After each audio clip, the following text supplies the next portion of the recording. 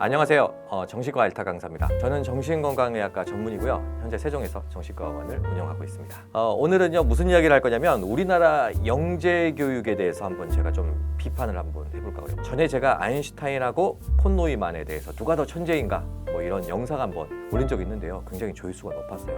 약간 그거에 그냥 후속편 같은 그런 건데 뭐 폰 노이만, 뭐 아인슈타인 이런 이야기하면서 한 가지 의문점이 좀 들더라고요. 서양에는 이렇게 천재인 사람들이 많은데 왜 우리나라에는 이런 천재, 영재 이런 사람들이 없을까? 근데 제가 어렸을 때 보면요 언론에서 이런 천재 같다라는 그런 뭐 아이들 뭐 이렇게 나온 경우가 굉장히 많았던 것 같아요. 뭐 5살짜리가 뭐 미적분 막 푼다, 뭐 IQ가 뭐 210이다, 뭐 이런 거 되게 많았거든요. 뭐 몇 개 국어를 뭐 몇 살 때 뭐 마스터했다. 그런데 요즘에 그냥 방송에서 그런 분들 근황 나온 거 보면요 그냥 우리가 기대했던 것보다는 조금 못 미치지 않을까라는 생각이 좀 들어서 이게 왜 그럴까 한번 고민을 한번 해봤어요. 분명히 천재가 있었던 것 같은데 왜 천재가 발휘를 하지 못할까 나중에.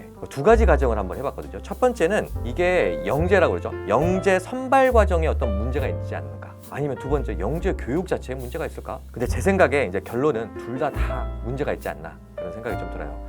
첫 번째 이제 우리가 폰 노이만처럼 이제 계산력, 문제 뭐 해결 능력 이런 거가 있는 영재하고 약간 아인슈타인 타입처럼 뭐 약간 창의력이 있는 그런 영재가 있겠죠. 근데 우리 영재 선발 기준이 뭘까요? 뭐 IQ 아니면 뭐 학습 능력 이런 걸 보겠죠. 그러면 이게 암기력, 계산력이 좀 뛰어난 애들이 조금 영재로 발탁될 가능성이 좀 높습니다. 그리고 약간 타고난 영재보다는요 환경적으로 공부를 부모님이 너무 많이 시킨다든지 해서 되는 어떤 영재가 선발될 확률이 좀 높겠죠. 그리고 이제 창의력이 좋은 영재는 선발되기가 좀 어려운 구조가 아닌가. 사람들이 이렇게 생각할 수 있을 것 같아요. 뭐 창의력도 좀 측정을 해가지고 하면 되지 않나? 근데 문제는 뭐냐면요. 창의력을 보는 검사라든지 이런 도구들이 전혀 없기 때문에요. 사실은 현실적으로 IQ에 좀 의존할 수밖에 없는 그런 구조가 있을 수밖에 없을 것 같아요.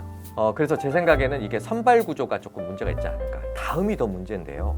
저는 영재 교육 자체가 문제라고 생각합니다. 왜냐면 영재 교육이라는 게 그 영재를 선발해가지고요. 선발하면 막 월반시키고 막 선행학습 시키잖아요. 그러니까 뭐 초등학생이 뭐 미적분 이상 뭐 대학생들 과정들 막 배우고 이런 거죠. 우리가 이제 신체적 영재라 그러죠. 엘리트 운동선수한테는 이런 방법이 굉장히 좀 좋은 것 같아요. 운동선수들의 전성기는요. 보통 20대, 30대입니다. 그 이후에는요. 어떻게 보면 신체적 능력이 하락하거든요. 근데 지적 기능은 어떨까요?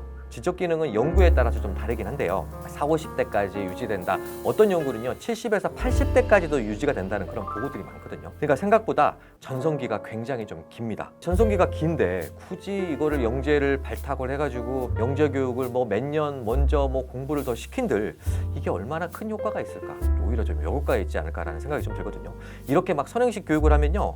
어떤 문제가 생기냐면 이게 정서적인 문제가 생기죠. 막 놀지도 못하고 계속 공부만 해야 되고 그 다음에 주변에서 영재라고 하니까 관심은 갖게 되고 굉장히 많이 힘들겠죠. 스트레스를 많이 받을 수밖에 없는 환경이거든요. 그리고 같은 나이 또래 애들하고 생활도 못하고 자기보다 나이가 많은 형이나 어른들하고 막 생활하면서 경쟁해야 되니까요. 그 정말 스트레스가 이마저마하게 많지 않을까라는 생각이 좀 들어서 이런 친구들이 결국에는 정서적인 문제가 되면서 나중에는 소위 말해서 멘탈이 털리죠. 그러다 보니까 우리가 꾸준한 성과를 위해서는요. 이게 지적 기능 자체도 중요하지만은 이게 정신력도 굉장히 중요하고 체력도 좀 뒷받침 해줘야 되는데 이런 거에서 이런 영재 교육 자체가 좀 문제가 되지 않을까라는 생각이 좀 들어요. 결론은 그냥 우리나라 영재 교육 같은 거 좀 안 했으면 좋을 것 같습니다.